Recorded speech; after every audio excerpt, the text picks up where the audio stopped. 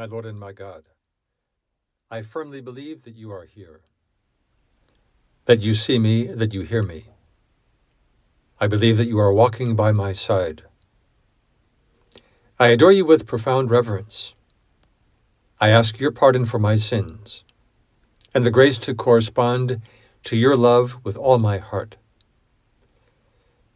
My Immaculate Mother, Saint Joseph, my Father and Lord, my guardian angel, intercede for me. There's really not much to say when your whole world has been shattered in an instant. That is why the two of us mumbled only occasionally as we made our way back to Emmaus. Normally I walk at a brisk pace, but today was different. Today I just trudged along, shoulders bent, head hanging down. When that stranger drew near to us, at first we really did not pay much attention to him. Out of the blue, he asked us why we were so sad. We could not help staring at him sideways with a look of disbelief. And we responded, to be honest, perhaps a bit rudely, "Are you the only one in the entire city who does not know what just happened?" I couldn't believe it when he said, "No. What happened?" Well, that's all it took for the two of us to let loose. We began to lay out the facts, going all the way back to those first moments when we began to follow Jesus. Then came that emotional whiplash that we had just experienced the previous Friday, that moment when our adorable friend had been put to death. Our new friend listened with interest, occasionally shaking his head as if to somehow participate in our grief.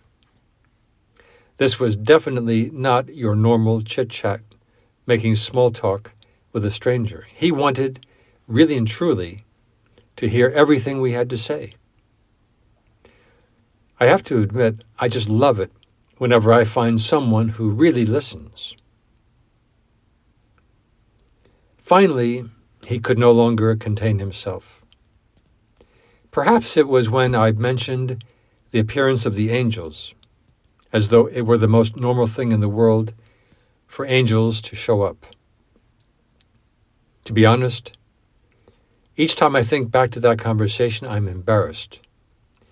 What could I possibly have been thinking? Sure enough, when I mentioned the angels, that's when our fellow traveler took control of the conversation. He proceeded to reassemble all the facts we had just placed before him. It didn't take long for us to realize that everything that we had just witnessed was meant to be. You, Jesus, you transformed those two disciples heading to Emmaus by giving them a new divine perspective. You said to them with immense affection, "Oh, how foolish you are! How slow of heart to believe all that the prophets spoke. Was it not necessary that the Messiah should suffer all these things and enter into his glory?" Then, beginning with Moses and all the prophets, you interpreted to them what referred to you in all the scriptures. It could be that as you and I contemplate this scene, we might think of conversations we've had in which, thanks to the patient ear of a friend, we walked away with a different perspective. Maybe, just maybe, the Lord will nudge you and me in the next day or two to spend time listening to a friend rather than retreating to a screen. I know, you are probably thinking, oh boy, here it comes, another lecture about the use of smartphones. Well, at the risk of losing you, a risk worth taking, I wonder if you will find the following 3 W's helpful. Those 3 W's are what for, why now, and what else. In the first place, what for? When you pick up your phone, what was that for? Was there really a purpose? Then number 2, why now? Did you really have something to do? Or were you just bored or anxious or fighting some craving?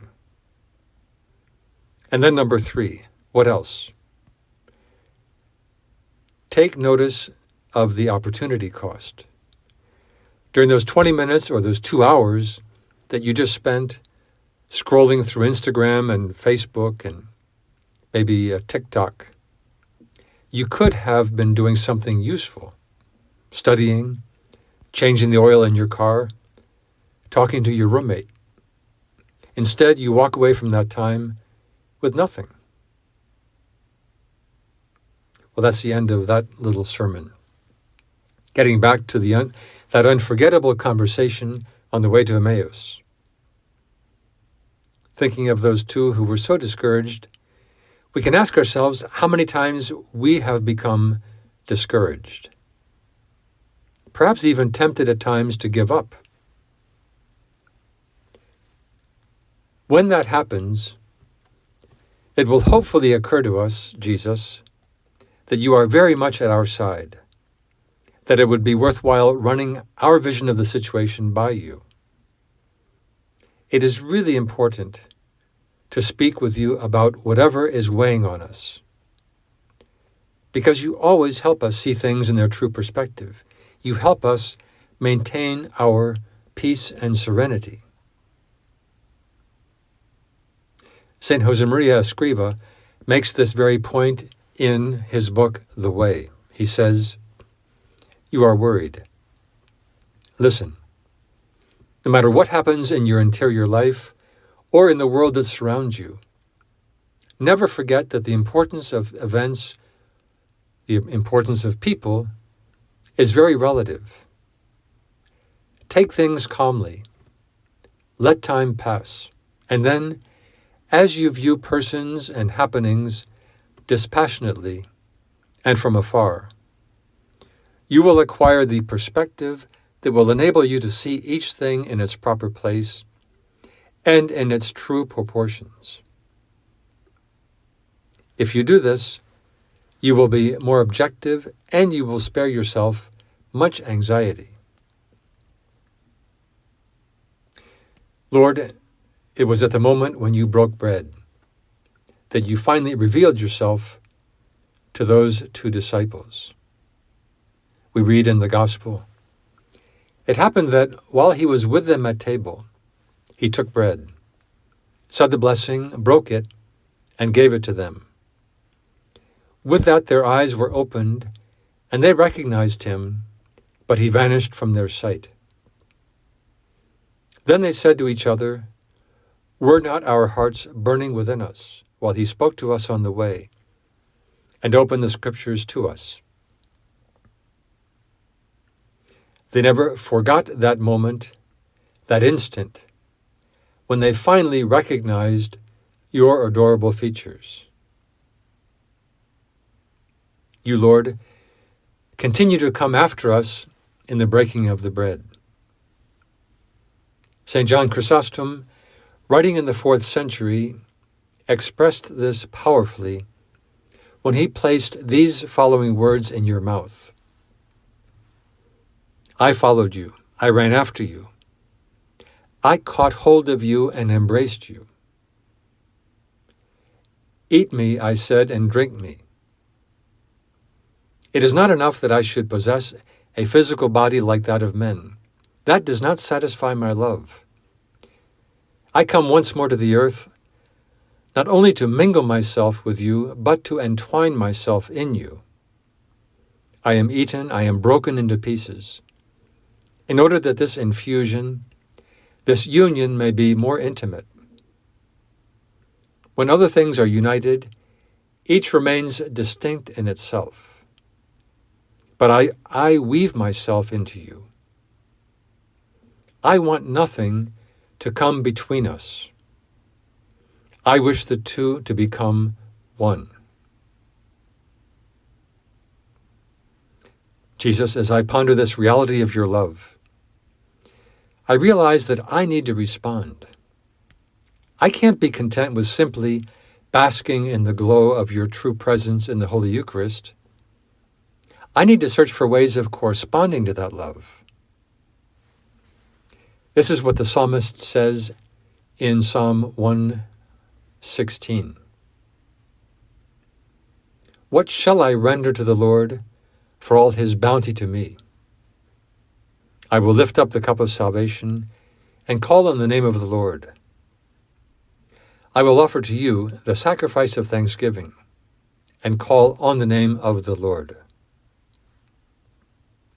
Jesus, give me the grace to be so permanently aware of your presence and your innumerable gifts that, as one writer put it, I will expend every ounce of passion, energy, and desire to achieve union with you.